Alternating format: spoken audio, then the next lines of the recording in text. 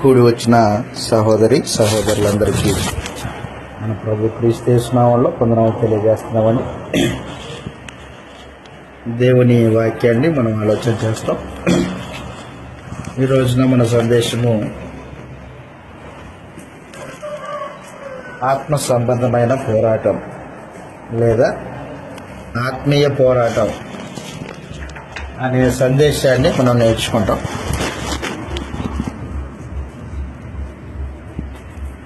ఆత్మీయ పోరాటం అంటే యుద్ధం. పోరాటం అంటే యుద్ధం, రణం. ఈ రోజున భారతదేశానికి పాకిస్తాన్కి యుద్ధం జరుగుతుంది. అంటే మన దేశానికి, రష్యాకి, అలాగనే ఉక్రెయిన్ అనే ఇంకో దేశానికి యుద్ధం జరుగుతూ ఉన్నాయి. యుద్ధము రెండు పార్టీల మధ్యలో జరుగుతూ ఉంటుంది. యుద్ధం రెండు దేశాల మధ్యలో జరుగుతూ ఉన్న యుద్ధం. క్రైస్తవులు కూడా రెండు దేశాల మధ్యలో జరుగుతున్న యుద్ధము అని, క్రైస్తవ జీవితం కూడా ఒక పోరాటం లాంటిది. ఈ పోరాటంలో ఒక పక్షాన అపవాది, మరొక పక్షాన క్రీస్తు ప్రభువు నిలిచి ఉన్నాడు. అపవాది ఒక పక్షము, మరొక పక్షము యేసుక్రీస్తు వారు ఒక పక్షాన్ని నిలబడి ఉన్నారు. యేసు ప్రభు తెల్లని గుర్రం ఎక్కి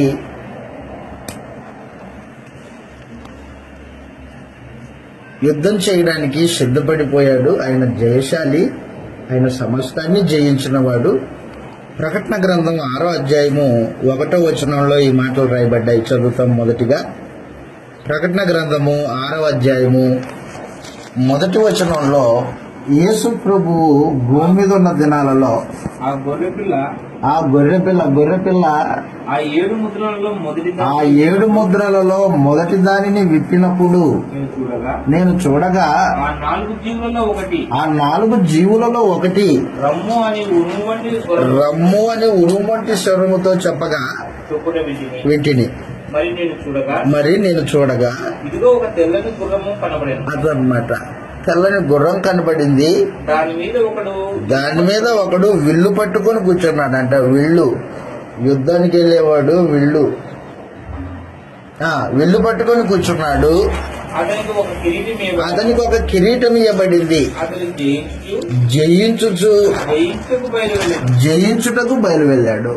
అక్కడ పుట్టినోట్లో జయశాలి అని ఉంటుంది. యేసుక్రీస్తు వారు జయించుటకు బయలువెళ్ళాడు అని ప్రకటన గ్రంథం యేసు ప్రభువుని యుద్ధం చేస్తున్న రాజుని గా పరిచయం చేసింది. ఆ తర్వాత ప్రకటన గ్రంథం 19వ అధ్యాయము 11వ వచనం నుండి లేఖన భాగము చదువుతాం. ప్రకటన గ్రంథము 19వ అధ్యాయము 11వ వచనం నుండి, మరియు పరలోకము తెరవబడి ఉండుట చూచి తిని, అప్పుడు ఇదిగో అదిగో తెల్లని గుర్రం ఒకటి కనిపించింది. దాని మీద కూర్చుని ఉన్నవాడు నమ్మకమైన వాడును సత్యవంతుడును. అది నమ్మకమైన వాడు, సత్యవంతుడు. ఎవరు? ఆయన యేసుక్రీస్తే, ఇంకొకరు కాదు. అను నామం కలిగిన వాడు, ఆయన నీతిని బట్టి విమర్శ చేయించు యుద్ధం జరిగిస్తున్నాడు. అదిగో యేసు ప్రభువు యుద్ధం జరిగిస్తూ ఉన్నాడు. ఆయన నేత్రాలు అగ్నిజ్వాలల వంటివి. ఆయన శిరస్సు మీద అనేకమైన కిరీటాలు. ఒకటి కాదు, రెండు కాదు, అనేకమైన కిరీటాలు. ఎక్కడి నుంచి వచ్చాయి ఈ కిరీటాలు? జయించాడు. వేటిని జయించాడు యేసు ప్రభు? పాపాన్ని జయించాడు, లోకాన్ని జయించాడు, అపవాదిని జయించాడు. మరణాన్ని జయించాడు, జయించి కిరీటాలు తెచ్చుకున్నాడు ప్రభు అయిన యేసు. అది చెప్తున్నాడు అనమాట. ఆయన తెల్లని గుర్రం ఎక్కి యుద్ధం చేస్తూ ఉన్నాడు. యుద్ధం చేస్తున్న ఆయనకి కిరీటాలు ఉన్నాయి. అంత మాత్రమే కాదు, ఆయన యుద్ధం చేస్తూ ఉంటే ఆయన వెనకాల కూడా ఆయన సైనికులు ఉన్నారు. రాజు వెనకాల రాజు సైనికులు ఉన్నట్టుగా క్రీస్తు ప్రభు వెనకాల క్రీస్తు సైనికులు ఉన్నారు. చదువు కింద వచనంలో అంటున్నాడు. ఏమంటున్నాడు అంటే కింద వచనంలో, రక్తములో ముంచబడిన వస్త్రము ఆయన ధరించుకుని ఉన్నాడు, మరియు దేవుని వాక్యమును నామము ఆయనకు పెట్టబడి ఉన్నది. అదిగో పరలోకమందున్న సేనలు. ఎవరి పరలోకమందున్న సేనలు? క్రైస్తవులు అన్నమాట. క్రైస్తవులు భూలోక సంబంధులు కాదు. క్రైస్తవులు భూలోక సంబంధులు కాదు. ఎప్పుడైతే క్రీస్తు యేసుని రాజుగా అంగీకరించి బాప్తిజం పొందారో అప్పుడు వీరు పరలోకపు పౌరులు. పరలోకం వారిది. పరలోకపు సైన్యం అన్నమాట వారు. పరలోకపు సేనలు ఆయనను వెంబడిస్తూ ఉన్నాయంట. ఎవరిని? అదిగో యేసుక్రీస్తు వారిని చెప్తూ ఉన్నాడు. పరలోకపు సేనలు శుభ్రమైన తెల్లని నార వస్త్రాలు. తెల్లమంటే ఈ భౌతికంగా ఈ తెల్ల కాదు. తెలుపు అంటే పాపం లేని వారు, పాపమును రక్తంలో కడుక్కొని తెలుపు చేసుకున్న వాళ్ళు. యేసు ప్రభు రక్తంలో పాపాలని తెలుపు చేసుకున్న వాళ్ళు. అది సమాచారం. తెల్లని నారబట్టలు ధరించుకుని తెల్లని గుర్రము లెక్క ఆయన్ని వెంబడించు ఉండేను. అది సమాచారం. కాబట్టి కృష్ణ ప్రభు ఒక్కడే యుద్ధం చేయట్లేదు. ఆయన సైన్యం ఉంది. ఆయన సైన్యం ఎవరు? ఆయన సైన్యం క్రైస్తవులు అన్నమాట. క్రైస్తవులకి ఆత్మ సంబంధమైన పోరాటం ఉంది అని అపోస్తలుడైన పౌలు తాను పోరాటం చేసుకుంటూ ఫిలిప్పీయులకు ఉత్తరం రాస్తూ తెలియజేస్తున్నాడు అన్నమాట. యేసుక్రీస్తునందు విశ్వాసం ఉంచడం మాత్రమే కాదు, ఆయన పక్షాన పోరాటం చేయాలి అన్నాడు. ఎవరితో పోరాటం చేయాలి? ఎలా పోరాటం చేయాలి? పోరాటము ఇదిగో అపవాది వారి సంబంధికులతో పోరాటం, అబద్ధపు బోధలతో పోరాటం, ఈ యుగ సంబంధమైన దేవత అపవాది మనుషుల్ని మోసగించి వారి హృదయాలలో గోడలు కట్టింది. ఆ గోడల్ని కూల్చేసే శక్తి సువార్తకు ఉంది. ఆ సువార్తని పట్టుకొని క్రైస్తవులు ఏం చేస్తారనమాట? గెలవాలా, యుద్ధం చేయాల. ఈ యుద్ధము ఆత్మీయ పోరాటం అన్నాడు దాన్ని. ఫిలిప్పీయులకు రాసిన పత్రిక 1వ అధ్యాయము మనం చదివిన లేఖన భాగంలో అపోస్తలులు పోరాటం చేశారు, నేడు సంఘము పోరాటం చేయాలి అని తెలియజేస్తూ ఉన్నాడు. ఫిలిప్పీయులకు రాసిన పత్రిక 1వ అధ్యాయము 27వ వచనం నుండి చదువుతాం. 27వ వచనం నుంచి చదివినప్పుడు, నేను వచ్చి మిమ్మల్ని చూచినను రాకపోయినను ఏ విషయంలో ఎదిరించే వారికి బెదరకోకుండా అదనమాట. అందరూ ఒక్క భావం సువార్త విశ్వాస పక్షమున పోరాడుచు అదనమాట. సువార్త విశ్వాస పక్షమున పోరాడాలి. ఒకే భావం కలిగి స్వార్థ విశ్వాస పక్షమున పోరాడుచు ఏక మనసు గలవారై ఉండవలనని నిలిచి ఉన్నారని నేను నమ్మునట్లు మిమ్మల్ని గూర్చి వినులాగున అదనమాట. క్రీస్తు సువార్తకు తగినట్టుగా ప్రవర్తించుడి.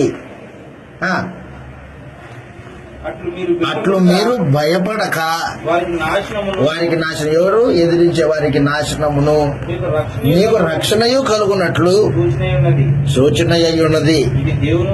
ఇది దేవుని వలన కలుగున్నదే.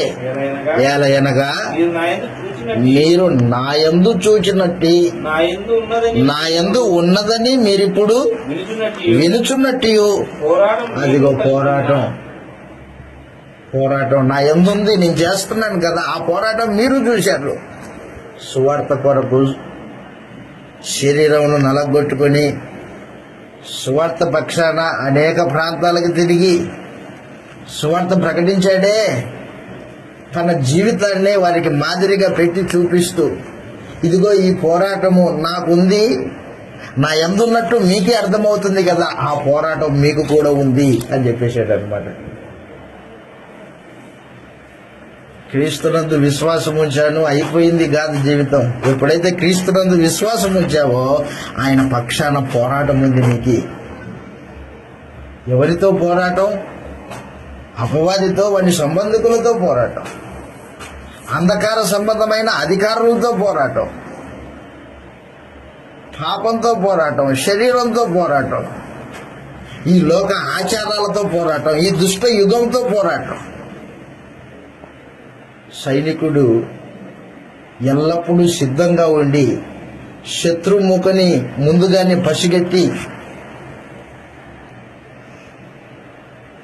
తాను ఏ పక్షాన పనిచేస్తున్నాడో ఆ పక్షానికి విజయం చేకూరేటట్టు ప్రవర్తిస్తాడు సైనికుడు. ఈరోజు క్రైస్తవులంతా క్రీస్తు సైనికులు. సైనికుడు ఎల్లప్పుడూ సిద్ధంగా ఉండాలి, శత్రువును ఓడించడానికి సిద్ధంగా ఉండాలి, శత్రువు బాణాలని విరిచేయడానికి సిద్ధంగా ఉండాలంటే ఈ ఆత్మీయ పోరాటంలో దేవుడు క్రైస్తవునికి ఒక ఆత్మ సంబంధమైన సూటు ఏర్పాటు చేశాడు. మిలిటరీ వాళ్ళు సూట్ వేసుకుంటారు కదా, మనలాంటి వస్త్రాలు వేసుకోరు వాళ్ళు. ఎలాంటి వస్త్రాలు? కాకి వస్త్రాలు వేసుకొని మధ్య మధ్యలో బిల్లలుగా ఉంటది వాళ్ళ వస్త్రాలు, తెల్లని బిల్లలు. చూస్తేనే మిలిటరీ వాళ్ళు వీళ్ళు అని కనుక్కుంటాం వెంటనే. వారి కార్లు కూడా అలాగే ఉంటాయి, చూస్తేనే కనిపెట్టచ్చు. అలాగున క్రైస్తవుడు దేవుడు అనుగ్రహించు ఆత్మ సంబంధమైన సూటు వేసుకొని అపవాదిని ఓడించాలా. యేసు ప్రభు లోకాన్ని జయించినట్టుగా, అపవాదిని జయించినట్టుగా క్రైస్తవులమైన మనము నేడు క్రీస్తుతో పాటు అపవాదిని జయించాలంటే మనకేం ఉండాలా? షూట్ ఉండాలి ఒకటి. దేవుడు అనుగ్రహించు సర్వాంగ కవచం ఉండాలా. ఆ కవచం గురించి ఆలోచన చేస్తాం ఇప్పుడు. ఎఫెసీ పత్రిక 5వ అధ్యాయము, 6వ అధ్యాయం. యుద్ధానికి వెళ్లే సైనికుని యొక్క సూటు గురించి మాట్లాడాడు అక్కడ. ఎఫెసీలకు రాసిన పత్రిక 6వ అధ్యాయంలో ఈ మాటలు చదువుతాం. ఎఫెసీలకు రాసిన పత్రిక 6వ అధ్యాయము 10 నుంచి చదువుతాం. తుదకు ప్రభు యొక్క మహాశక్తిని బట్టి ఆయన యందు బలవంతులై ఉండు. అదనమాట బలం. ఎక్కడి నుంచి వస్తుంది సైనికులకి? సైనికులకి వచ్చే బలము వారి భౌతికమైన బలం కాదు, ప్రభు అనుగ్రహించే బలం. యేసు ప్రభు బలమిస్తాడా? అవును, బలమిస్తాడు. ఎలాంటి బలం అది? ఆత్మ సంబంధమైన బలం. ఎక్కడి నుంచి వస్తుంది? నువ్వు ఎప్పుడైతే నమ్మి బాప్తిసం పొందావో అప్పుడు నీలో పరిశుద్ధాత్మను ప్రవేశపెట్టాడు దేవుడు. ఆత్మను అనుగ్రహించు బలం అన్నమాట అది. ఆత్మ వలన బలపరచబడము, యేసు ప్రభు అనుగ్రహించు బలము. చదువుతాం కిందకి. అపవాది తంత్రములను ఎదిరించుటకు శక్తిమంతులగునట్లు అదనమాట. దేవుడిచ్చు సర్వాంగ కవచమును ధరించుకునుడి. అపవాదిని ఎదిరించడానికి సర్వాంగ కవచం కావాలి. ఉందా? అపవాది కనిపిస్తాడా? కత్తి దూసి పొడుద్దామంటే కనిపించడాడు. పోనీ బాంబు వేద్దామా? పేలిపోతాడా? బాంబు కూడా దొరకడాడు. మరి దేనికి దొరుకుతాడాడు? కనిపించని వాటితో కనిపించే మనుషులమైన మనము యుద్ధం చేయాలి. ఇప్పుడు యేసు ప్రభు తన జీవిత కాలంలో శరీరధారిగా ఉన్న దినాలలో అపవాదిని ఓడించాడు. ఎలా ఓడించాడు? ఆయన దగ్గర ఏమి సామాగ్రి ఉంది? ఏమి యుద్ధ ఉపకరణాలు ఉన్నాయి? ఆయన దగ్గర ఉన్న ఉద్యోపకరణాలు ఏంటంటే ప్రార్థన, భక్తి, సహింపు, శ్రమపడే మనస్సు, ఓర్చుకునే మనస్సు. శత్రువు అన్నాడని తిరిగి మాట్లాడే మనసు కాదు అయింది, ఓర్చుకుంటాడు. అది శత్రువును ఓడించాలంటే. చదువుతాం కిందికి. దేవుడిచ్చు సర్వాంగ కవచము క్రైస్తవుడు ధరించుకోవాల్సిన అవసరం ఉంది. అదేంటంటే మనము పోరాడినది అదనమాట మన పోరాటము శరీరంతో కాదు, కానీ మన పక్కింటోడితో కాదు పోరాటం, మన ఇంట్లో యేసు ప్రభు నమ్మనులతో కాదు పోరాటం. మన పోరాటం ఎవరితోనంటే శరీరులతో కాదు కానీ ప్రధానులతోనూ అధికారులతోనూ ప్రస్తుత అంధకార సంబంధమైన అంధకారం అంటే చీకటి సంబంధమైన శక్తులు ఉన్నాయి లోకంలో. ఏంటి చీకటి సంబంధమైన శక్తులు? అపవాది మనిషిని హృదయంలో చెడుతనాన్ని పుట్టించి, అన్యాయాన్ని పుట్టించి, మనుషులు సాటి మనిషికి అన్యాయం చేస్తున్నాడు, దుర్నీతి సంబంధంగా నడిపిస్తున్నాడు, పాప బానిసలుగా చేసుకున్నాడు అపవాది. వాడి మీద యుద్ధం పడింది. అదనమాట శత్రువు ఎవరో తెలియకోకుండా శత్రువు మీద యుద్ధానికి వెళ్ళడం అనేది వెలితనం. అది శత్రువు ఎలాంటి వాడో, వాడి బలం ఎంతో, వాడి బలహీనత ఏందో అది తెలుసుకొని యుద్ధానికి వెళ్తే గెలుస్తాం. వాడికున్న బలము, వాడికున్న శక్తి లోకం అన్నమాట. నువ్వు ఎప్పుడైతే లోకాన్ని ఆశతో చూస్తావో, నేత్రాశ జీవపుడంబం కలిగి ప్రవర్తిస్తావో, అప్పుడు నీవు అపవాది పక్షాన ఉన్న సైనికుడివి, క్రీస్తు పక్షం లేవు. లోకాన్ని ప్రేమించే ప్రతివాడు దేవునికి వ్యతిరేకి అంటుంది. లోకాన్ని ప్రేమించితే నువ్వు అపవాది సంబంధి అయిపోతావు కానీ దేవుని సంబంధివి కాదు. చెప్తున్నాడు ఇక్కడ. ఏమంటున్నాడంటే ప్రధానులను అధికారులను ప్రస్తుతము అంధకార సంబంధమైన లోకనాథులు ఉన్నారు చీకటి సామ్రాజ్యంలో. ఆకాశ మండలమందున్న దురాత్మ సమూహం ఉంది. ఎవరి దురాత్మ? ఈ దురాత్మ అపవాది సంబంధులు ఉన్నారు. దురాత్మ సమూహముతో పోరాటం చేస్తున్నాం. అందుచేతను ఆపద్దినమందు వారిని ఎవరిని? అపవాది సంబంధులని, దురాత్మను, అపవాదిని ఎదిరించడానికి సమస్తమును నెరవేర్చడం. సమస్తం నెరవేర్చడం అంటే వాక్య ప్రకారంగా ప్రవర్తించడం. అది మీరు సమస్తమును నెరవేర్చిన వారై ఉండి నిలవబడుటకు శక్తిమంతులగునట్లు దేవుడిచ్చు సర్వాంగ కవచం ధరించుకోండి. సర్వాంగ కవచము అంటే ప్రతి అంగానికి కవచం ఏర్పాటు చేసి పెట్టాడు. శరీరంలో ప్రతి అవయవానికి కవచాన్ని ఇచ్చాడు దేవుడు. దేవుడిచ్చు సర్వాంగ కవచమును ధరించుకోండి అన్నాడు. ఎలయనగా మీ నడుముకు ఏముండాలా? నడుముకు సత్యము ఉండాలా. దట్టి అంటే బెల్టు. దట్టి అంటే బెల్ట్. నడుముకు సత్యం అనే బెల్ట్ ధరించుకోవాలా అన్నాడు. నువ్వు సత్య సంబంధిగా ఉండాలా. మాట్లాడితే సత్యం మాట్లాడాలా. అది నీ నడుముకు సత్యం అనే దట్టి కట్టుకొని నీతి అని మైమరుపు నీతి అనే మైమరుపు పాదములకు సమాధాన సువార్త వలనైన సిద్ధమను. సమాధాన సువార్త. పాదాలకేమో సమాధాన సువార్త. సమాధాన సువార్త ప్రకటించే సిద్ధ మనసు. జోళ్లు తొడుక్కొని నిలవబడుడి. ఇవన్నీ మాత్రమే కాకోకుండా విశ్వాసం అనే డాలు, విశ్వాసం కలిగి ఉండాలి. దానితో దుష్టుని అగ్నిబాణములన్నింటినీ శక్తిమంతులగుదురు. మరియు రక్షణ అనే శిరస్రాణము ఆత్మఖడ్గము ధరించుకోండి. అదన్నమాట శిరస్రాణము అంటే శిరస్సుకు దెబ్బ తగలపోకుండా పెట్టుకునే ఆయుధం అనమాట. శిరస్రాణము ఏంటది? శిరస్రాణము రక్షణ, హెల్మెట్. కరెక్ట్. రక్షణ అనే హెల్మెట్ పెట్టుకోండి అన్నాడు. ఆ తర్వాత వాక్యం అనే ఖడ్గం, కత్తి. వాక్యం అనే ఖడ్గం, ఆత్మ ఖడ్గమును ధరించుకునుడి అదనమాట. ఈ ఆత్మీయ పోరాటంలో ఒక క్రైస్తవుడిగా క్రీస్తుతో పాటు అపవాదిని ఓడించాలంటే, వాడి సంబంధంలో ఓడించాలంటే సత్య సంబంధిగా బతకాలి. నువ్వు మాట్లాడితే సత్యం, వేషధారణ ఉండకూడదు. లోపల ఒకటి పైన ఒకటి మాట్లాడకూడదు. ఏది లోపల ఏది ఉందో అదే నోటితో మాట్లాడాలి.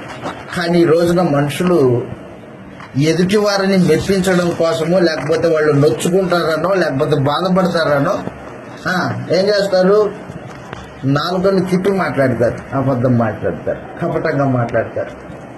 కపటంగా మాట్లాడేవాడు క్రీస్తు పక్షాన నిలబడి ఉన్నాడా? కపటంగా మాట్లాడేవాడు క్రీస్తు పక్షాన లేడు. ఎందుకంటే కపటము క్రీస్తు ప్రభు దగ్గర పనిచేయదు. ఆయన పిలాతు దగ్గర నిలబడినప్పుడు, యేసు ప్రభు పిలాతు దగ్గర తీర్పు కొరకు నిలబడినప్పుడు పిలాతు అడిగాడు, ఏమని? నువ్వు రాజువా అని అడిగాడు. అప్పుడు యేసు ప్రభు ఏమన్నాడు? నాలుక తిప్పి మాట్లాడాడా? నేను రాజునేంటి పిలాతు? నాకు సైన్యం ఉన్నారా, ఎవరు ఉన్నారా అన్నాడా? నువ్వు అన్నట్టు నేను రాజునే అన్నాడు. అయితే నా రాజ్యం ఈ లోక సంబంధమైనది కాదు, నా సైనికులు భూ సంబంధంగా పోరాటం చేయరు. నా రాజ్యం ఇలాంటిది కాదు. ఒకవేళ నా రాజ్యం నీలాంటి రాజ్యమే అయిందనుకో, నేను నీకు అప్పగింపబడకోకుండా ఉన్నట్లు నా సైన్యము నీతో పోరాటం చేస్తుంది అని చెప్పాడు. కాబట్టి కృష్ణ ప్రభువు సత్య సంబంధి, ఆయన సైనికులు కూడా సత్య సంబంధులే. కపటం లేని వాళ్ళు, ఒకరినొకరు అబద్ధమాడని వాళ్ళు. రెండు, మైమర్పు తొడుక్కున్నారు వాళ్ళు. నీతి అనే మైమర్పు. ఈ నీతి దేవుడు అనుగ్రహించిన నీతి అన్నమాట. ఎప్పుడైతే యేసు ప్రభువునందు విశ్వాసం ఉంచామో అప్పుడు దేవుడు మనకి నీతి అనే వస్త్రాన్ని ధరింపజేశాడు. దేవుడు నీతిమంతుడైనట్టు, యేసు ప్రభు నీతిమంతుడైనట్టు నీతిని జరిగించే ప్రతివాడు నీతిమంతుడే. నీతిని జరిగించాల. నీతిని జరిగించడం అంటే భార్య భర్తల మధ్యలో మంచి నమ్మకత్వం ఉండాల. పరాయి స్త్రీని మోహపు చూపు చూడని వాడై ఉండాల. చేసే పనుల్లో నీతి ఉండాల. అన్యాయం చేయకూడదు దేవుడికి. ఒకవేళ నువ్వు నష్టపోయినా పర్వాలేదు, ఎదుటివానికి మేలు జరగాల, వాడికి అన్యాయం చేయకూడదు. నువ్వు నష్టపోయినా పర్వాలేదు, అది నీతి. దేవుని ఎదుట ప్రార్థన చేసేటప్పుడు ఎవరికి కనిపించకూడదు, దేవుడే చూడాలన్న మనసు, అది నీతి. నువ్వు ధర్మం చేసేటప్పుడు, కానుక సమర్పించేటప్పుడు అది నీ పక్కనోడికి కాదు, నీ పక్కనున్న కుడి చేతికి తెలియకూడదు అన్నాడు. ఎడమ చేతికి కూడా తెలియకూడదు అన్నాడు. కుడి చేయి ఇచ్చేది అంత రహస్యంగా ఉండాలి, అది నీతి. నువ్వు ఉపవాసం ఉన్నప్పుడు ఎదుటోడికి తెలియకూడదు, నీకు నీ దేవుడికి తెలియాలి ఉపవాసం ఉండేది, అది నీతి. మత్తయి సువార్త 5వ అధ్యాయంలో, మత్తయి సువార్త 5వ అధ్యాయంలో నీతి కార్యక్రమాల గురించి మాట్లాడాడు. నీ నీతి కార్యక్రమాలు ఎలాగుండాలంటే చెప్పాడు. మత్తయి సువార్త 5వ అధ్యాయంలో నీతి కార్యాల గురించి మాట్లాడుతూ 5వ అధ్యాయం, క్షమించండి, 6వ అధ్యాయం 1వ వచనంలో, 6వ అధ్యాయం 1వ వచనంలో అదనమాట, మనుషులకు కనబడవలనని వారి ఎదుట మీ నీతి కార్యక్రమాలు చేయకుండా జాగ్రత్త పడు. ఏంటి నీతి కార్యక్రమాలు? వరుసగా చెప్పుకుంటూ వచ్చాడు. 1, నీవు ధర్మం చేయనప్పుడు అన్నాడు. ఆ తర్వాత కింద వచనంలో 5వ వచనంలో మీరు ప్రార్థన చేయనప్పుడు అన్నాడు. ఆ తర్వాత 16వ వచనంలో మీరు ఉపవాసం చేయనప్పుడు అన్నాడు అనమాట. కాబట్టి నీతి కార్యక్రమాలు నీకు నీ దేవుడికి మధ్యలోనే ఉండాలి, అది రహస్యం. మనుషులకు కనిపించాలి. అబ్బో పలానా ఆయన ఇంత అమౌంట్ ఇచ్చాడని మనుషుల ఎదుట నువ్వు బోర ఊదించుకోవద్దు అని చెప్పేసాడు అనమాట. కాబట్టి ఒక క్రైస్తవుడు అపవాదితో పోరాటం చేయాలంటే నీతి క్రియలు జరిగించాలా, మైమరుపు అనమాట. అది తొడుక్కోవాలి. అది ఎవరిస్తారు? అది దేవుడు అనుగ్రహించేది. అది ఆ దేవుడు అనుగ్రహించే సర్వాంగ కవచనాన్ని కాపాడుకోవాలి. ఆ కవచం లేదనుకోండి, అపవాది బాణాలు వేస్తాడు. అది సమాచారం. క్రైస్తవ జీవితం అనేది నీతి కార్యక్రమాలతో కూడుకున్నది. క్రైస్తవుడికి దేవుడు అనుగ్రహించు నీతి ఒకటి ఉంది, తాను సంపాదించుకునే నీతి రెండోది. దేవుడు అనుగ్రహించే నీతి. నువ్వు ఎప్పుడైతే యేసు ప్రభువుని నమ్మావో అప్పుడు దేవుడు నిన్ను నీతిమంతునిగా ఎంచాడు. ఇంకా నువ్వు ఇక మీదట పాపివి కాదు, నీతిమంతుడివి అని ఎంచాడు. యేసు ప్రభు రక్తం వలన మనము నీతిమంతులమయ్యాం. ఆ తర్వాత నీతిని సంపాదించుకునే నీతి ఏంటంటే అది ఇదిగో, ఇది మనుషులకు కనిపించాలని ప్రార్థన చేయకూడదు, మనుషులకు కనిపించాలని ధర్మ కార్యక్రమాలు చేయకూడదు, మనుషులకు కనిపించాలా, అందరూ నన్ను పొగడాలా, అందరి ఎదుట నేను భక్తిపరుడినని రుజువు చేసుకోవాలా అనేవాడు నీతి కార్యక్రమాలు చేయట్లేదు, వాడు వేషధారకుడు వాడు. కాబట్టి ఆత్మ సంబంధమైన దేవుడు అనుగ్రహించు ఈ సర్వాంగ కవచంలో రెండవది ఏంటంటే నీతి అనే మైమరుపు ధరించుకుని ఉండాలా అని చెప్పాడు. ఆ తర్వాత చెప్పాడు మూడవది సమాధాన సువార్త అనే నీ పాదాలకి జోళ్ళు వేసుకోవాలా అన్నాడు. జోళ్ళు అంటే చెప్పులు. సమాధాన సువార్త ద్వారా మనుషుల్ని దేవునికి సమాధాన పరుస్తూ ఉండాలా. యేసుప్రభు నమ్ముకోండి, దేవునితో సమాధానం వస్తుంది, యేసుప్రభు రక్తం వలన మీరు నీతిమంతులు అవుతారు అని క్రీస్తు సువార్త ద్వారా మనుషులకి దేవునికి మధ్యలో సమాధానం ప్రకటించాల. సమాధాన సువార్తను జోళ్లు తొడుక్కొని అన్నాడు మూడవది. ఆ తర్వాత విశ్వాసం అనే డాలు, విశ్వాసము తొలగిపోకుండా చూడాలి, ఆరిపోకూడదు. ఆ దీపం, విశ్వాసం అనే దీపం ఆరిపోయిందా ఇల్లు చీకటే. విశ్వాసము ఏమి ఉన్నా లేకపోయినా దేవుడు నాకు తండ్రి, నేను ఆయన బిడ్డని, ఏ అనారోగ్యమైనా ఎట్టి శ్రమైనా నేను ఆయన బిడ్డని, ఆయన నాకు తండ్రి, నాకు అనుగ్రహించేవాడు ఆయన. ఒకవేళ అనుగ్రహించలేదా సరే కానీ ఆయన చిత్తం అని విశ్వాసంతో నడుచుకోవాలి. కానీ ఈ రోజున విశ్వాసులు కనిపించట్లే. చెప్పాను మీకు ఒకసారి, మనుషులు ఈ రోజున ఎలా నడుస్తున్నారంటే వేలుచూపు వలన నడుస్తున్నారు. వేలుచూపు అంటే ఎవరో ఒకరు చూపిస్తే దాని ప్రకారంగా వెళ్ళేది. ఉద్యోగం ఉంది, 50,000 డబ్బులు వస్తాయి, లేదా 30,000 డబ్బులు వస్తాయి, నాకు ఉద్యోగం ఉంది సాలిగా, నేను బతికేస్తా, నా పిల్లల్ని బతికించుకుంటా, అది వేలుచూపు. అది విశ్వాసం లేదు అడిగి. విశ్వాసం అనేది ఏమి లేకపోయినా దేవుడు నాకు తండ్రి, నన్ను పోషిస్తాడు, అది విశ్వాసం అంటే. వేలుచూపు వలన నడిచేవాడు విశ్వాసం లేనివాడు. చదువుతో నేను చెప్తుంది బైబిల్లో ఉన్న వాక్యమే. కొరింథీయులకు రాసిన 2వ పత్రిక 5వ అధ్యాయంలో, కొరింథీయులకు రాసిన 2వ పత్రిక 5వ అధ్యాయంలో క్రైస్తవ జీవితం అనేది విశ్వాసంతో కూడింది. అది వేలుచూపు వలన జరిగేది కాదు, అది వేలుచూపు వలన జరిగేది కాదు. కొరింథీయులకు రాసిన 2వ పత్రిక 5వ అధ్యాయము 4వ వచనం చూడండి, ఏముంది అక్కడ.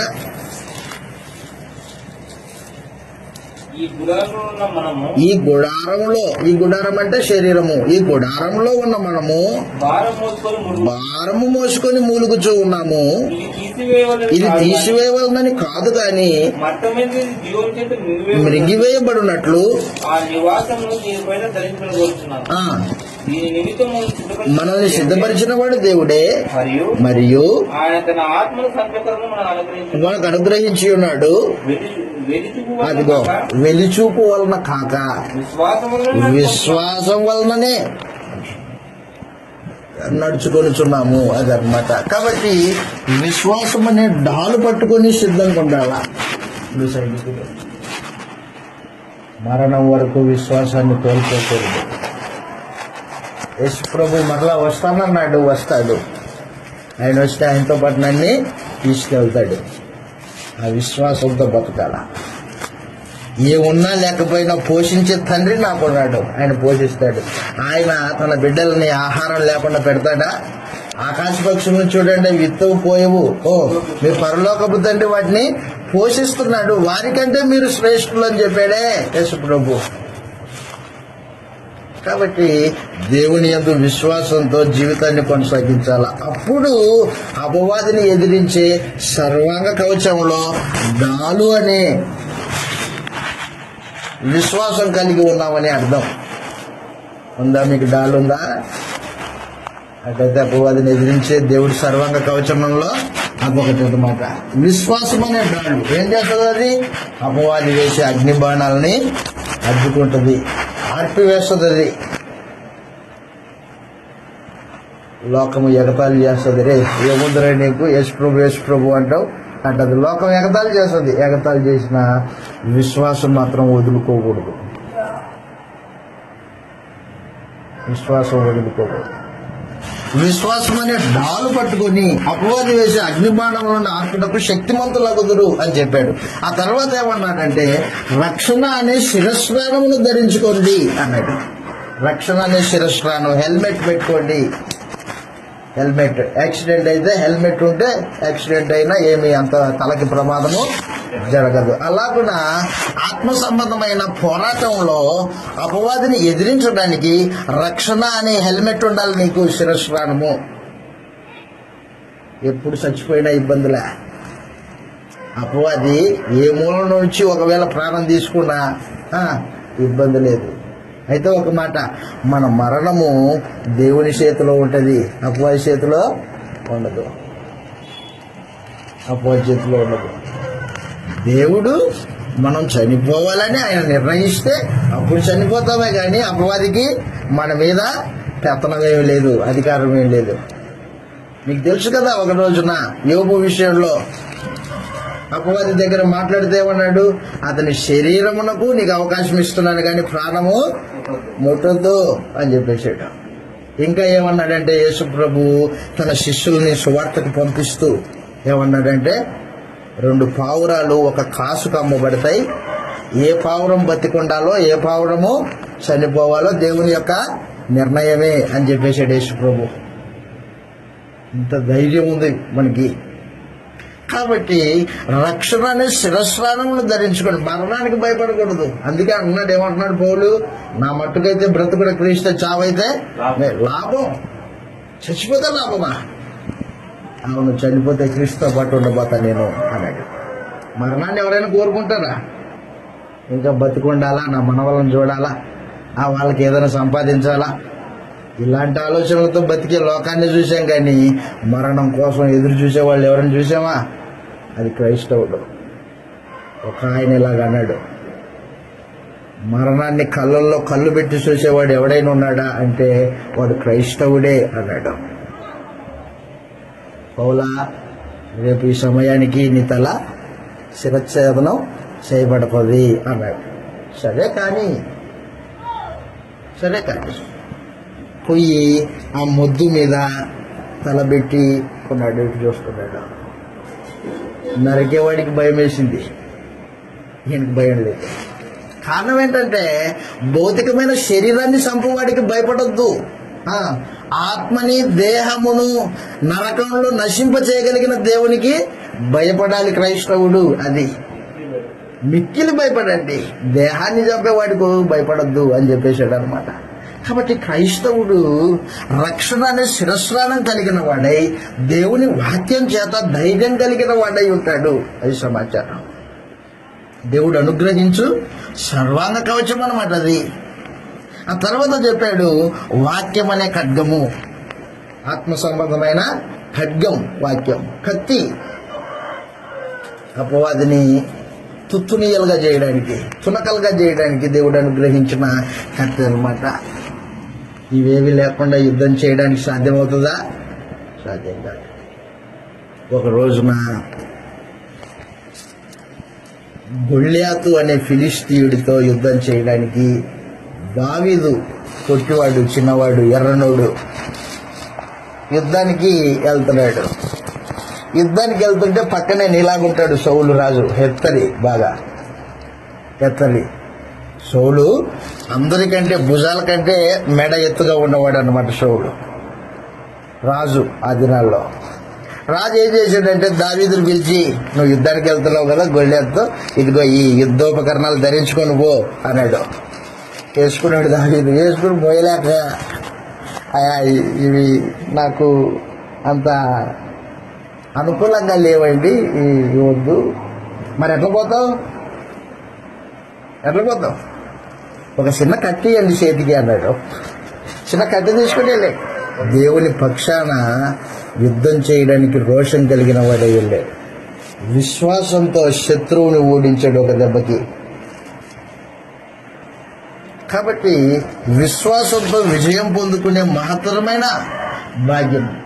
ఇంకో విషయం ఏంటంటే, ఆ రోజున దావీదుకి ముందుగా నడిచిన వాళ్ళు ఎవరు లేరు. కానీ ఈ రోజున మనకి విశ్వాసంతో ముందుగా నడిచి లోకాన్ని జయించిన క్రీస్తు ప్రభు మన ముందు యుద్ధం చేసుకుంటూ వెళ్తున్నాడు. ఆయన వెనకాల మనం యుద్ధం చేసుకుంటూ వెళ్ళాలా, అది సమాచారం.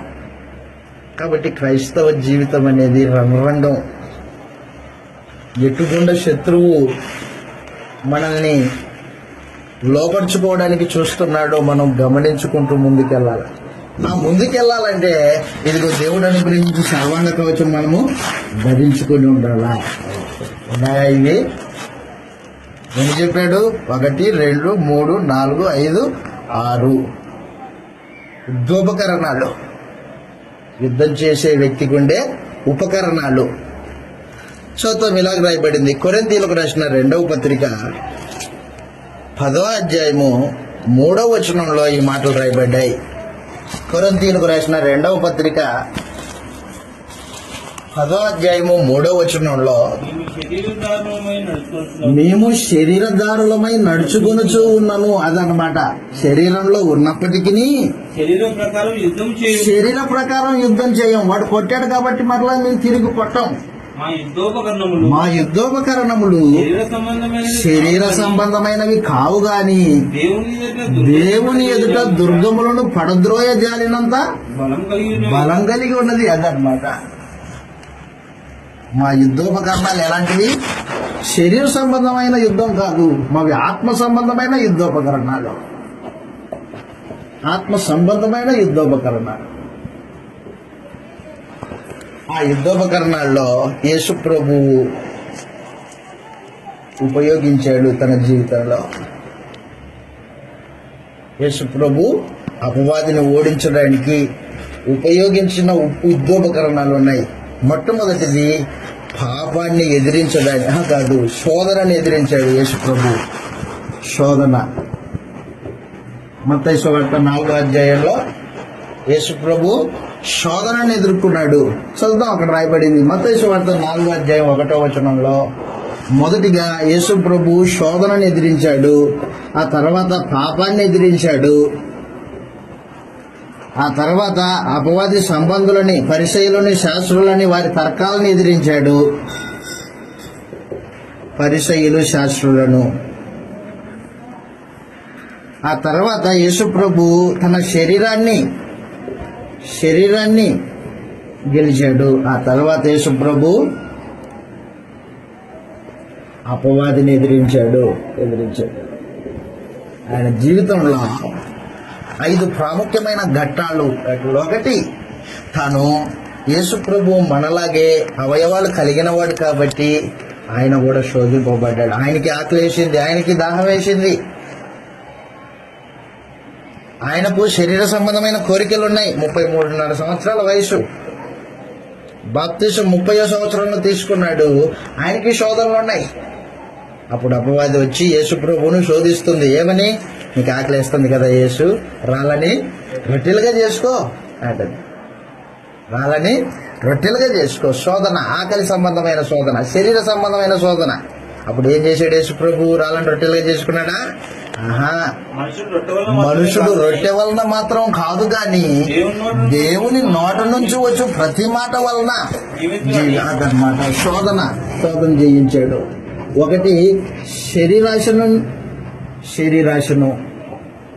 2, నేత్రాశను.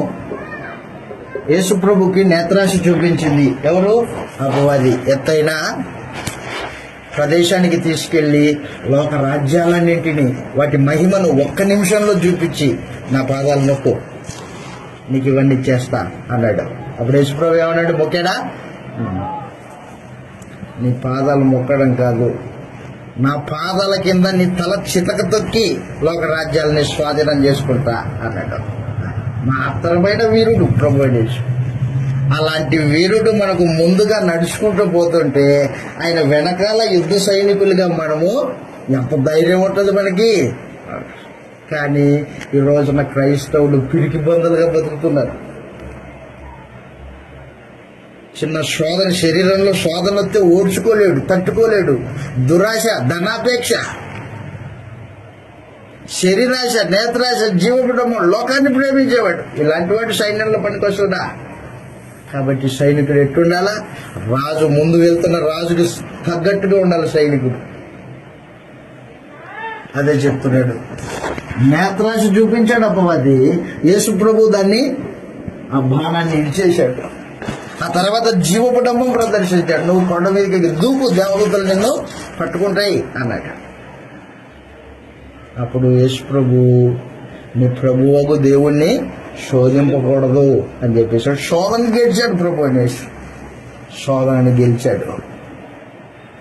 ఏదేం తోటలో అవ్వ ఇదిగో ఈ శరీరాశ, నేత్రాశ, జీవపుడంబానికి పడిపోయింది.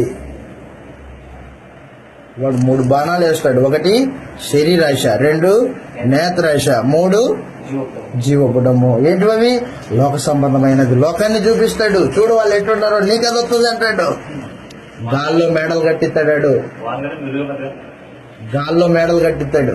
ఒక ఆయన నా దగ్గరకు వచ్చి బిజినెస్ చెప్పడానికి వచ్చాడు.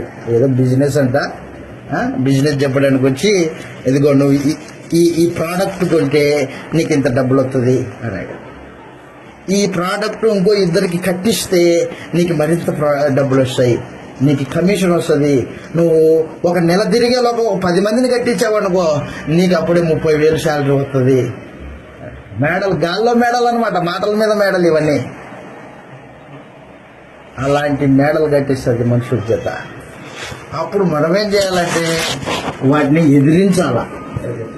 ప్రభు యేసు శోధనను జయించాడు. దురాశ లేనివాడు యేసు ప్రభు, దురాశ లేనివాడు. ఆ తర్వాత యేసు ప్రభు తన జీవితంలో పాపాన్ని ఎదిరించాడు. పాపాన్ని ఎదిరించాడు. పాపమేమీ చేయలేదు. విచిత్రం ఏంటో చెప్పిన, పాపాన్ని ఎదిరించడానికి యేసు ప్రభు తన రక్తాన్ని కార్చాడు. పాపాన్ని ఎదిరించడానికి మనం ఎంతసేపు పాపంతో కొట్లాడతామా? ఆదాము పాపంతో పోరాటం చేశాడు కొద్దిసేపు. అవ్వేమో పండు తినింది, ఆదాం దగ్గరికి తీసుకొచ్చింది. నువ్వు కూడా తిను, నీ కళ్ళు తెరవబడతాయి, నువ్వు కూడా తిను, నేనేం చచ్చిపోలేదే అనేది. అప్పుడు ఆదాం ఏం చేశాడు? తిన్నాడా? తినలేదు. కొద్దిసేపు వాదం పెట్టుకున్నాడు. వాదం కుదరలా. వాదం కుదరకపోతే ఏం జరిగింది? పోయి తన భార్య మాట ప్రకారంగా పండు తిన్నాడు. పాపాన్ని ఎదిరించడంలో రక్తం కార్యాంతగా పోరాటం చేయాలి. అది చేసిన వాడు ప్రభు యేసు. 3.5 సంవత్సరాలు, 33.5 సంవత్సరాలలో పాపం చేయకుండా బ్రతికిన మహానుభావుడు ప్రభు యేసు. ఈ రోజున మనకి తన జయాన్ని మనకు అనుగ్రహించాడు. పాపం చేయకుండా బ్రతకాల. 1 నిమిషమన్నా ఉంటామా మనం పాపం చేయకుండా? అబద్ధం ఆడకుండా, నోరుని కట్టుకొని, వేషధారణ లేకోకుండా, కపటం లేకుండా ఉంటామా? కానీ మనుషులు ప్రగల్భాలుగా పలుకుతారు. గుర్తుపెట్టుకో, శరీరాన్ని జయించుకోకుండా పరలోకం అనేది ఉండదు. పాపాన్ని ఎదిరించుకోకుండా పరలోకం అనేది రాదు. యుద్ధంలో ఓడిపోకూడదు, గెలవడానికి సూత్రాలు ఉన్నాయి. సూత్రం ఏంటంటే పాపాన్ని ఎదిరించడంలో రక్తం కారినా పర్వాలేదు, దాని మీద పోరాటం చేయాలి. అలా పోరాటం చేసిన వాడు ప్రభు యేసు. హెబ్రీ పత్రిక 12వ అధ్యాయం 4వ వచనంలో, హెబ్రీలకు రాసిన పత్రిక 12వ అధ్యాయం 4వ వచనంలో ఈ మాటలు రాయబడ్డాయి. ప్రభు యేసు పాపాన్ని జయించినవాడు. రక్తం కారునంతగా దాన్ని సహించుకున్నాడు, ఓర్చుకున్నాడు. అక్కడ రాయబడింది, హెబ్రీలకు రాసిన పత్రిక 12వ అధ్యాయం 4వ వచనంలో ఏమంటున్నాడంటే, విశ్వాసమునకు అదనమాట, మీరు పాపముతో పోరాటంలో రక్తము కారణంతగా మీరు ఇంకా ఎదిరించలేదు. అదనమాట, రక్తం కారణంతగా ఎదిరించాలి. లోబడిపోకూడదు పాపానికి. కోరికొచ్చింది, పాపం చేయకూడదు. ఏం చేయాలి? దాన్ని అణుచుకోవాలా, ఆశలు నిగ్రహించుకోవాలా. ఆశలను స్వేచ్ఛగా నీకు ఇష్టం వచ్చినట్లు ఆలోచన చేసుకొని నీ శరీరాన్ని ఈడ్చుకుంటూ పోతుంది అనుకో. ఈడ్చుకుంటూ పోతుందంటే నువ్వు ఓడిపోయావని అర్థం. గెలవాల దాన్ని. అందుకే యేసుప్రభు ఏమన్నాడంటే రక్తం కారునంతగా ఆయన జయించాడు. ఈ రోజున మనకు చెప్పాడు దాన్ని. ఏమిరా ఇంత మూర్ఖంగా ప్రవర్తిస్తావు అంటాడు. గుర్తుపెట్టుకో, పాపాన్ని ఎదిరించడంలో రక్తం కారినా పర్వాలేదు, నేను ఎదిరించాలా, లోపడకూడదు ఎటు తిరిగి పాపానికి. ఆ తర్వాత చెప్పాడు, మనందరికీ తెలుసు యోసేపు లోపడ్డాడు ఆ పాపానికి, లోపడలా. ఏం చేశాడు? ఎదిరించాడు, పారిపోయాడు దాని దగ్గర నుంచి. పారిపోతే నేరం చేయకపోయినా శిక్ష పడింది, అయినా అనుభవించాడు. ఓడ్చుకున్న 2 సంవత్సరాలు పైబడి. కాబట్టి దయచేసి గుర్తుపెట్టుకో, పాపాన్ని ఎదిరించడంలో రక్తం కారణంతగా ఎదిరించాలి దాన్ని. నేను కొద్దిసేపు వాదమాడాను అని ఆదంలాగా చెప్పకూడదు. నేను కూడా వాదించానయ్యా కొద్దిసేపు, అది కాదు, రక్తం కారణంతగా ఎదిరించాలి పాపాన్ని, అది చెప్పాడు. ఆ తర్వాత చెప్పాడు, పరిసయ్యులు శాస్త్రులని యేసుప్రభు వారి వాదాల్లో గెలిచాడు అనమాట. ఎటువంటి వాడినైనా వాక్యంతో గెలిచాడు. ఆ తర్వాత శరీరాన్ని గెలిచాడు. కల్వరి శిలువకి వెళ్ళేటప్పుడు శరీరం అడ్డొచ్చింది యేసుప్రభుకి. నువ్వేం పాపం చేయలేదు కదా, ఎందుకు సిలువేయబడాలి? శరీరం అడ్డొచ్చింది యేసుప్రభుకి శిలువ మరణానికి. అప్పుడు యేసుప్రభు ఏం చేశాడు? తండ్రి, నీ చిత్తమైతే ఇదినా నా యొద్ద నుండి తీసేయని ముమ్మారు ప్రార్థన చేశాడు. అప్పుడు ఏం చేశాడంటే, శరీరము ఒక పక్క వద్దంటుంది, ఆత్మేమో తండ్రి చిత్తం జరిగించాలంటుంది. యేసుప్రభు శరీరానికి ఆయన ఆత్మకి మధ్యలో యుద్ధం అన్నమాట, సంఘర్షణ. అప్పుడు ఎవరి మాట వినాలా? శరీరం మాట వినకూడదు. ఎవరి మాట వినాలా? ఆత్మ మాట వినాలా. ప్రభు అనేసి ఏం చేశాడు? ఆత్మ మాట విన్నాడు. ఈ రోజున మన ఆత్మకి మన శరీరానికి యుద్ధం జరుగుతుంది లోపల. ఈ శరీరం ఏమో ప్రతిదీ కావాలని కోరుకుంటుంది, చూసిందల్లా. ఆత్మేమో ఈ లోకం మంది కాదు, మనం పరలోకం వెళ్ళాలా, ఆశలు నిగ్రహించుకుంటుంది. కానీ ఏమంటది ఇది శరీరం? అదంతా పక్కన పెట్టు, నాకు ఫస్ట్ అన్నం పెట్టు అంటది. ఇది నా కోరిక తీర్చు అంటది శరీరం. అయితే ఆత్మ సంబంధమైన ఈ యుద్ధము ప్రతివాడు కలిగి ఉన్నాడు. నువ్వు అంగీకరించకపో నీ శరీరానికి నీ ఆత్మకి యుద్ధం జరుగుతుంది. కావాలంటే చూడండి, నేను చెప్తున్న మాట గలతీలకు రాసిన పత్రిక శరీరానికి ఆత్మకి మధ్యలో యుద్ధం జరుగుతుంది. గలతీలకు రాసిన పత్రిక 5వ అధ్యాయము, శరీరము ఆత్మకు వ్యతిరేకంగా అపేక్షించుతూ ఉన్నది అని చెప్పాడు. 16వ వచనంలో, 5వ అధ్యాయము 16వ వచనంలో, నేను చెప్పున్నదేమనగా అదనమాట, ఆత్మానుసారంగా నడుచుకునుడి, అప్పుడు శరీరేచ్ఛను నెరవేర్చరు. శరీరము ఆత్మకును ఆత్మ శరీరముకును విరోధముగా అపేక్షించుతూ ఉన్నది. మీరు అదనమాట, ఆత్మ శరీరం ఏం చెప్తున్నాయంట? ఒకదానికొకటి విరోధముగా. అపేక్ష అంటే కోరిక అన్నమాట. యుద్ధం ఎవరెవరికి యుద్ధం? పక్కింటోళ్ళకి కాదు. నీవు ఆత్మ సంబంధం అయితే నీ శరీరంతోనే యుద్ధం జరుగుతుంది. గమనించవాది, మీరేం చేయనిశ్చయింతురో వాటిని చేయకుందురు. ఆత్మ చేత నడిపింపబడిన ఎడల ధర్మశాస్త్రము లోబడిన వారు కాదు అదనమాట. కాబట్టి శరీరము ఆత్మ రెండు ఒకదానికొకటి యుద్ధం జరుగుతుంది. ఆ రోజున యేసు ప్రభువు శరీరాన్ని ఏం చేశాడు? గెలిచాడు. ఏ శరీరమా, దేవుని చిత్తానికి లోబడు అని కల్వరి శిలువకు శరీరాన్ని నడిపించిన వాడు ప్రభు అయిన యేసు. ఆ ఘోరమైన శిక్ష తట్టుకోలేదు శరీరం, అయినా ఓడ్చుకోవాల్సిందే. దాని వలన కలిగే మానవ జాతికి ఆత్మ సంబంధమైన మేలులు చూశాడు. కొరింథీయులకు రాసిన 2వ పత్రిక 4వ అధ్యాయము 16వ వచనంలో ఈ మాట రాయబడింది. కొరింథీయులకు రాసిన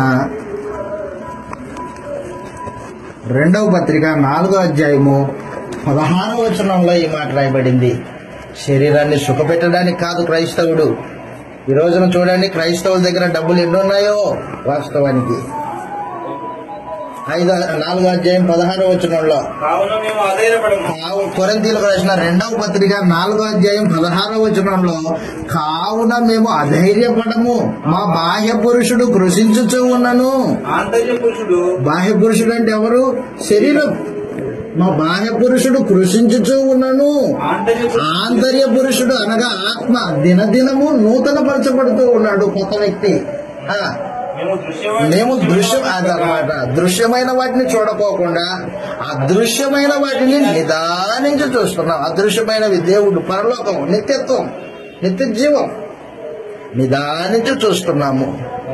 గనుక క్షణమాత్రముండు ఈ చులకని శ్రమ ఎంతసేపు ఉంటుంది? ఒకటి తక్కువ 40 దెబ్బలు ముమ్మారు తిన్నాడు పౌలు. ఎంతసేపు శ్రమ? 39 దెబ్బలు బెత్తంతో కొడుతూ ఉంటే శరీరము అప్పగించేశాడు. శరీరానికి దెబ్బ తగులుతుంది, కానీ ఆత్మ మాత్రము సంతోషపడుతుంది. చెరసాల్లో బొండలేసి బిగించితే శరీరం నుండి రక్తం వస్తుంది, కానీ పాటలు పాడుతున్నాడు పౌలు. ఎక్కడి నుంచి వచ్చింది సంతోషం? అదనమాట ఆత్మచేత నడిపింపబడడం అంటే. కానీ ఈ రోజున కనీసం నీకు ఒక దెబ్బ తగలకూడదు. సువార్త చెప్పినందుకు ఒక అవమానం ఎదురు కాకూడదు. అవమానం ఎదురైతే కేసు, ర్యాలీ, ధర్నా. అదే క్రైస్తవ జీవితం. క్రీస్తు పక్షాన మరణమైన అంగీకరించాల దేవుడి కోసం. అది కదా క్రైస్తవ జీవితం అంటే. కాబట్టి దయచేసి గుర్తుపెట్టుకోండి, లోకాన్ని చూడొద్దు, గ్రంథం చూడు. ఆత్మ సంబంధమైన పోరాటము నీ కళ్ళెదుట గ్రంథంలో తేటగా దేవుడు రాయించి పెడితే దాన్ని కనీసం పట్టించుకోకుండా శరీరానికి కనీసం రేకపడకూడదు. గుర్తుపెట్టుకో, శరీరం కృషించిపోతుంది. ఇక్కడ మా బాహ్య పురుషుడు కృషించుతూ ఉన్నాను, మా ఆంతర్య పురుషుడు దినదినము నూతన పరుచుతున్నాడు. ఎందుకంటే మా ఈ శ్రమ కొంతసేపే ఉంటది.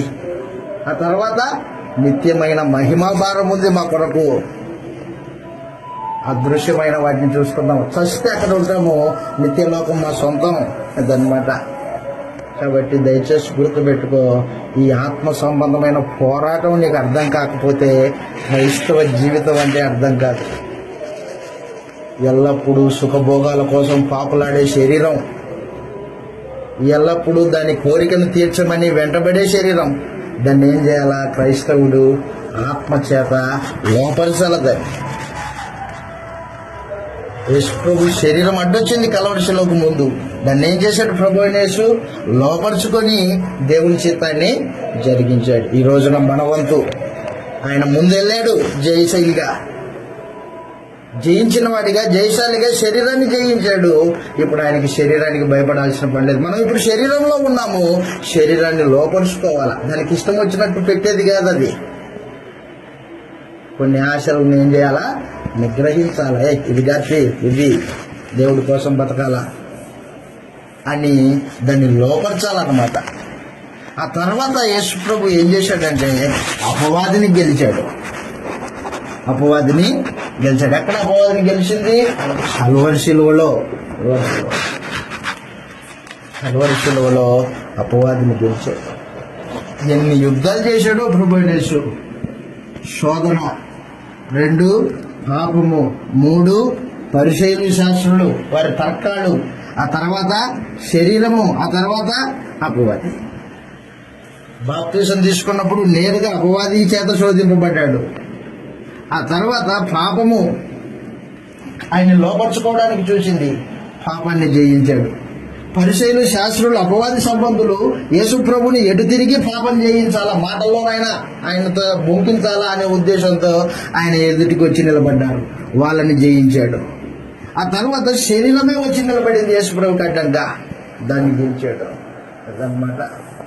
కాబట్టి ఈ ఆత్మ సంబంధమైన పోరాటంలో నీకు ఈ ఆత్మ సంబంధమైన అవగాహన లేకపోతే ఓడిపోతావు. ఓడిపోయిన వాళ్ళకి పరలోకం ఉండదు. గెలిచిన వాళ్ళకి పరలోకం. ఎవడైతే నాలాగా జయించుతాడో వాడికి పరలోకంలో నా తండ్రితో పాటు నా సింహాసనం దగ్గర కూర్చుని పెట్టుకుంటాను అన్నాడు. పరలోకపు గుమ్మము గుండా ప్రవేశించే అవకాశం ఇస్తాను అని చెప్పేసాడు యేసు ప్రభు. నాలాగా జయించాలా. కాబట్టి ప్రియులారా, క్రైస్తవ జీవితం అనేది ఆత్మ సంబంధమైన పోరాటం. లోకాన్ని జయించాలా. మరలొచ్చినప్పుడు సంగతులు చెప్తాను. అయితే గుర్తుపెట్టుకో, ఈ రోజున మనం ఏం నేర్చుకున్నామంటే ఆత్మ సంబంధమైన పోరాటం ఉంది క్రైస్తవుడికి. క్రీస్తు ప్రభువు జయశాలి అయి జయించాడు, లోకాన్ని జయించాడు, పాపాన్ని జయించాడు, అపవాదిని జయించాడు, సమస్తాన్ని జయించిన సూర్యుడు యేసు ప్రభు. ఆయన వెంట, ఆయనతో పాటు ఆయన రక్తం వలన మనము ఇప్పుడు నీతిమంతులుగా చేయబడి ఆయన సైనికులు. భయపడకూడదు. పిరికి వాళ్ళకి పరలోకం లేదు, గుర్తుపెట్టుకో. అది ఏమైనా కానీ ఖడ్గమే తల మీద పడినా భయపడినక్కర్లా, మరణమే ఎదురైనా భయపడినక్కర్లేదు. పిరికి బందలుగా బతకూడదు. విశ్వాసపక్షంగా పోరాటం చేయడానికి దేవుడు ఏమేమి చేశాడంటే ఆత్మ సంబంధమైన సర్వాంగ కవచాన్ని ఇచ్చాడు. ఆ సర్వాంగ కవచంలో ఎన్ని ఉపకరణాలు ఉన్నాయి? 6 ఉపకరణాలు ఉన్నాయి. ఒకటి సత్యమనే నడికట్టు దట్టి, ఆ తర్వాత మైమరుపు, నీతి అనే మైమరుపు, సమాధానము సువార్త అనే జోళ్ళు, విశ్వాసం అనే డాలు, రక్షణ అనే శిరస్వానము, వాక్యం అనే ఖడ్గం. ఇవన్నీ ధరించుకొని ఎవరిచ్చారు? ఇవన్నీ దేవుడు అనుగ్రహించాడు. ఎవరిని ఎదిరించడానికి? అపవాదిని ఎదిరించడానికి. వాడిని ఎదిరించడానికి మన ప్రభు అయిన యేసు ఏ రీతిగా జీవితాన్ని కొనసాగించాడో శోధనను జయించాడు. 2 పాపాన్ని జయించాడు. 3 పరిశైల శాస్త్రాల యొక్క తర్కాన్ని జయించాడు. ఆ తర్వాత శరీరమే అడ్డొచ్చింది, శరీరాన్ని జయించాడు. కల్వరి శిలువలో అపవాదిని గెలిచాడు, పునరుత్థానంలో మరణాన్ని గెలిచాడు. మరణం. కాబట్టి ఆయన జీవితం మనకు ముందుంది. ఈరోజున ఆయన్ని వెంబడించాల. శోధనలు వస్తాయి, శరీరంలో ఉన్నాం కనుక రోగాలు వస్తాయి, రొంపులు వస్తాయి. వస్తే లొంగిపోయే తత్వం కాదు. శరీరం కుళ్ళి కుషించిపోయినా ఆత్మ నిత్య జీవం కొరకు ఎదురు చూస్తూనే ఉంటాను. మా బాహ్య పురుషుడు కృషించుతూ ఉన్నాడు, మా ఆంతర్య పురుషుడు దినదినం ఉన్నది. అదే ఆత్మ సంబంధమైన జీవితం. అంతేగాని చిన్న చిన్న వాటికి, భౌతికమైన శరీర సంబంధమైన వాటి కొరకు యేసుప్రభువుని నమ్ముకోవడం కాదు. అదే అసలు ఈ లోకానికి మనకి సంబంధం లేదు. మీకు ఆత్మ సంబంధమైన సూత్రం తెలిస్తే ఈ లోకంతో సంబంధం లేదు. దయచేసి ఆలోచన చేయండి, అర్థం చేసుకోండి. మరలా వచ్చినప్పుడు సంగతులు ఆలోచన చేస్తాం. ఆత్మ సంబంధమైన పోరాటం. ఓపికగా విన్న మీ అందరికీ ప్రభువున వందనాలు తెలియజేస్తాం.